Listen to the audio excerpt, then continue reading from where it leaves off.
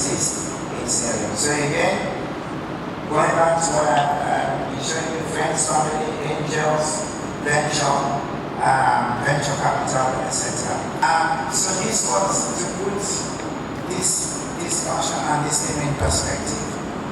And it's also to make the point that this is not just about financing, but it's also something much more fundamental, and that is how do we scale all the startups we have in Sierra Leone. Since I've been here 7 years, lots of good ideas. In this room, I can point to 2 or 3 people that I know, and they are stuck. They are just stuck. They're not able to grow these businesses. And if we don't solve this problem, 2 things are going to happen. Those people move out. They go to Nigeria or other places, and we lose them. Or the Nigerians and others will come into Sierra Leone because they will bring the money and start these businesses. I like books, and I already have some ideas. It's really quite amazing. It's really because what Emily is doing, it's going back to new events and business and seeing the customer is number one. And what are the challenges, and then creating products and services. So when she says, you start with her, and this then gives you access to much bigger things, it's like, wow, really? Because imagine that informal business becomes now formal, they have a credit score, they can have access to the money, and when I presented today, we are not stuck in this MVP, but we can grow this thing. Every country I have worked in, around the world, from Asia to Latin America, a lot of businesses started in the informal sector, and they were able to start with the person like maybe with small loans. Then they accessed Madam Jayot, and then they got Alfred to start with their books. Then there is the bankability of the enterprises, and that's what I was talking about here.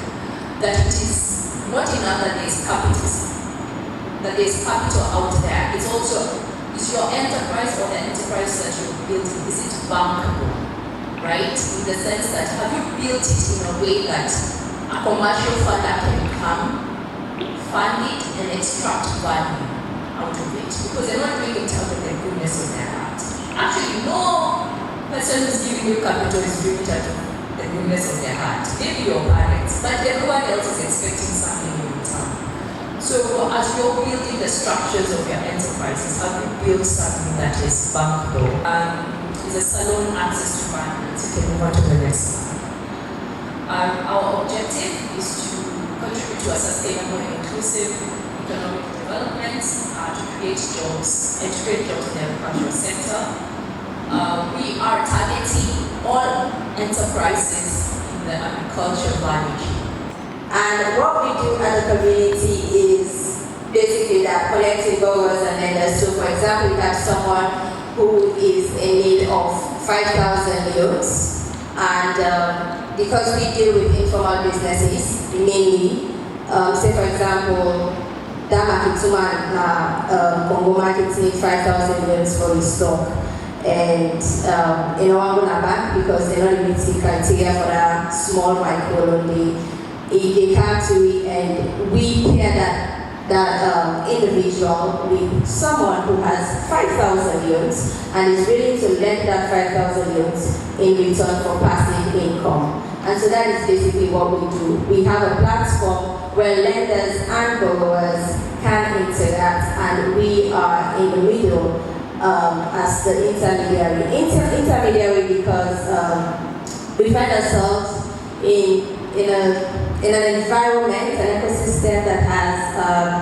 the information asymmetry issue is there, and so for now we have to make sure that due diligence is performed to the fullest.